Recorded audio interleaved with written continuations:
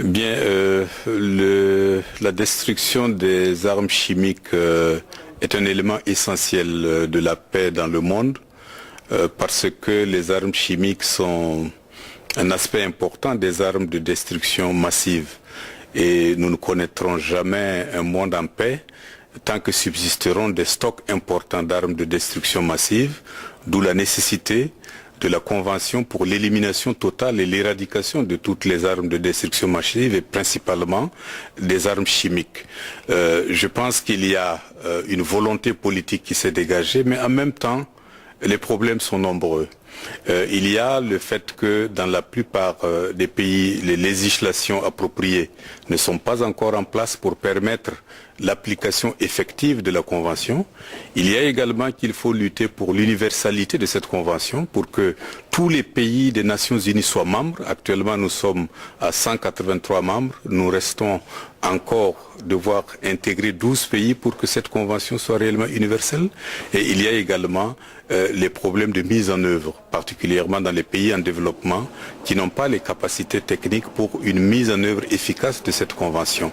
Il y a également qu'il faut traduire cette Convention, qu'il y ait une confiance entre les membres pour que l'élimination se fasse en toute honnêteté et en toute transparence. C'est le travail du secrétariat et tous les pays doivent aider le secrétariat pour que ces problèmes soient surmontés. Can you visualize an image of worldwide chemical disarmament? Bien, je vois un monde sans armes chimiques comme un monde idéal où subsisteront tous les pays dans la paix, dans la fraternité, et ce sera aussi un monde de développement dans la mesure où j'espère et je souhaite que si les armes de chimiques sont détruites, tous les moyens financiers qui sont actuellement consacrés pour leur construction, pour leur conservation, eh bien ces moyens financiers seront consacrés au développement, à la lutte contre la pauvreté et à la lutte pour le développement de l'humanité. Donc par conséquent, pour moi, la destruction des armes chimiques est un élément important du développement et du progrès du monde. What can others learn about your experiences in disarmament so they can become more aware about the issues of disarmament?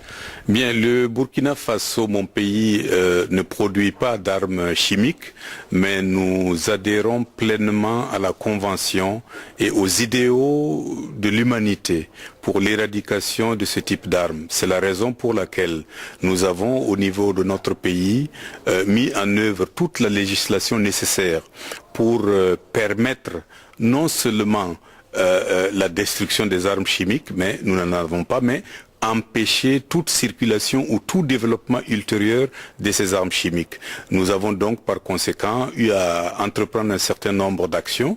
Nous avons eu l'appui du secrétariat de l'OIAC et je dois dire que cela nous a permis de développer nos capacités en matière d'utilisation de la chimie à des fins pacifiques et je crois que c'est un aspect très important pour nous et nous sommes vraiment pleinement satisfaits de notre adhésion à cette convention et nous lançons un appel à tous les pays en développement ou non, d'adhérer à cette convention. Will your country cooperate if you make a TV documentary special about the OPCW verifications? Bien, le Burkina Faso est tout à fait disposé à coopérer dans la mesure où nous avons déjà un certain nombre de dispositions que nous avons prises pour accompagner et faciliter les missions d'inspection.